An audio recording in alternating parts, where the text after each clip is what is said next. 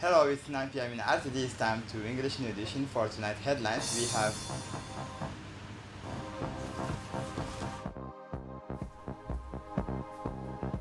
the launch of a screening campaign for the national education staff.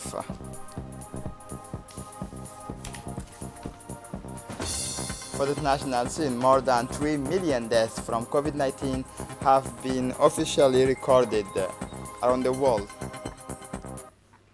Welcome to our newsroom. After the observation of a strong increase of new cases of COVID-19 in our country, the different departments and institutions have launched in the massive test of COVID-19 to slow down the crazy race of the pandemic.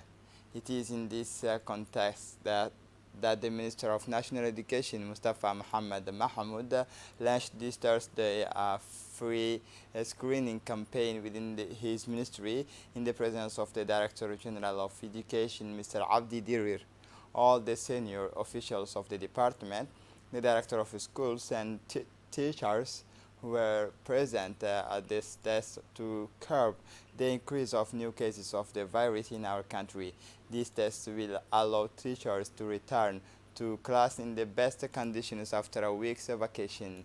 Following the example of MENFOP, other departments and institutions will launch tests to participate in the fight against the pandemic.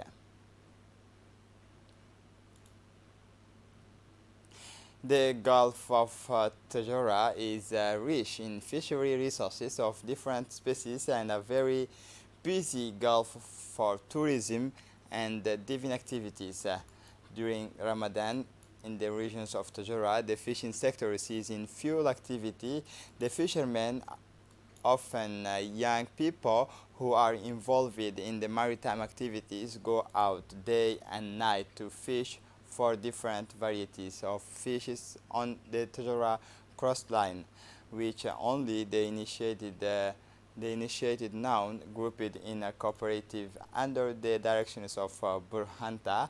The young fishermen are doing their utmost to satisfy the customers of Tajora during this period of the blessed month of Ramadan, when the demand for fish is high. They are also looking forward to the reinforcement of the new fishing structure inaugurated by the Minister of Agriculture during the Food Day as part of the PRAREF project. In the meantime, the prefect is committed to the fishermen of Tajora to participate in a local development in order to strengthen their activities and increase their income and improve the living conditions of their families. The blessed month of Ramadan is a month of abstinence, above all a month of forgiveness.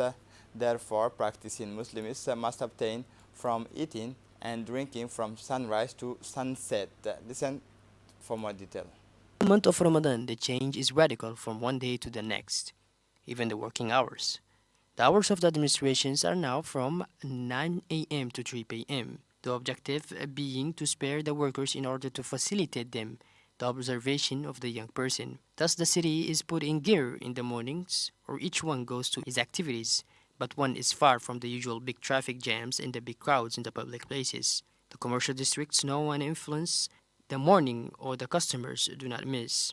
The big bus station of the Blas Harbi also lives at the rhythm of Ramadan. The shuttles of buses and minibuses continue, but in a lesser measure. This life train of the city, less crowded than usual, lasts until the call of the midday prayer. From that moment on, all the market fronts start to come down. It is the closing of the market, and with it, almost all the activities of the city are paused. Only the administration will continue to function until 3 p.m., at which time the city falls into a deep lethargy. The streets are deserted.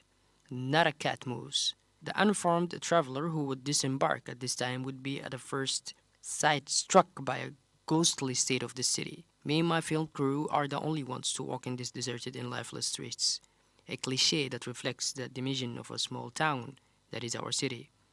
It will be necessary to wait for the call to the afternoon prayer, Asr.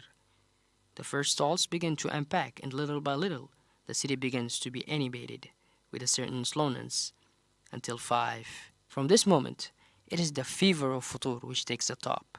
The markets of the fruits and vegetables are taking of assault. Each one wants to have fresh, fruits to break the young person. To break, the ray watermelon sweeps the sitting with all the other products. Indeed, each one would like to have its slice of good watermelons for the futur, which from this rush on the salts of watermelon, this fever is going to amplify with the measurements that the call of the Maghrib approaches. At 6:20, it is the fateful hour. In other words, the fast is broken and to each his own. As soon as the Maghrib call comes, for a while the heart of the city stops beating. It is once again the all stop sign. The city is empty of its inhabitants. Our film crew is once again alone in these abandoned streets. It won't be for long. Immediately, the city goes wild. The traffic becomes more and more dense. People with a cheerful look reappear and invade the streets, and the markets resume their activities. This ever since will last all evening and will be punctuated by the evening prayer in the Tarawih, where the faithful will go there in mass. So, with the month of Ramadan, the city has gone from a diurnal to a nocturnal way of life. We regret to inform you that the late Ahmed Ali Hassan passed away yesterday at the age of 70.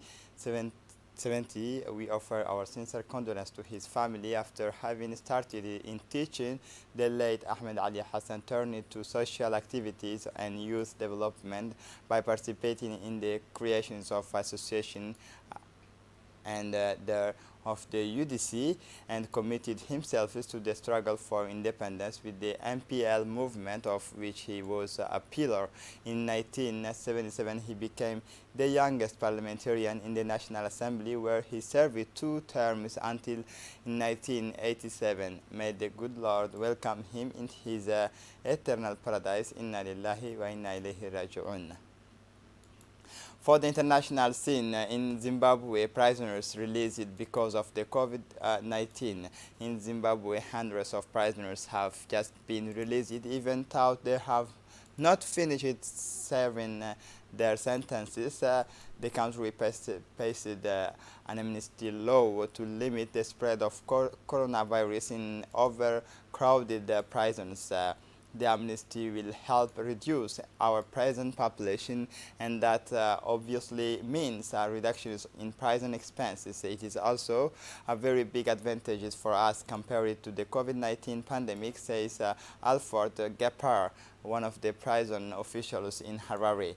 In total, about 3,000 prisoners are expected to benefit from the amnesty law and be released in the coming weeks. Those convicted of serious and violent crimes will remain in prison.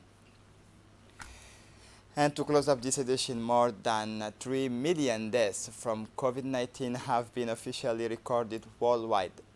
After a slight fall off in March, the number of daily deaths in worldwide has started to rise again, with an average of more than 12,000 deaths per day over the past weeks, approaching the 14,000 deaths daily recorded at the end of the January at the peak of the epidemic. The pandemic is at optical point, said Monday the World Health Organization. Is between countries such as Israel, which manages to contain it through an intense vaccination campaign, and others such as India, which are experiencing a sharp rise in infections and deaths. In Brazil, the second most affected country in the world, with 368,000 deaths. Some 3,000 deaths are reported every day, almost a quarter of deaths reported daily worldwide. This is it for the news. Thanks for watching us. Have a good evening.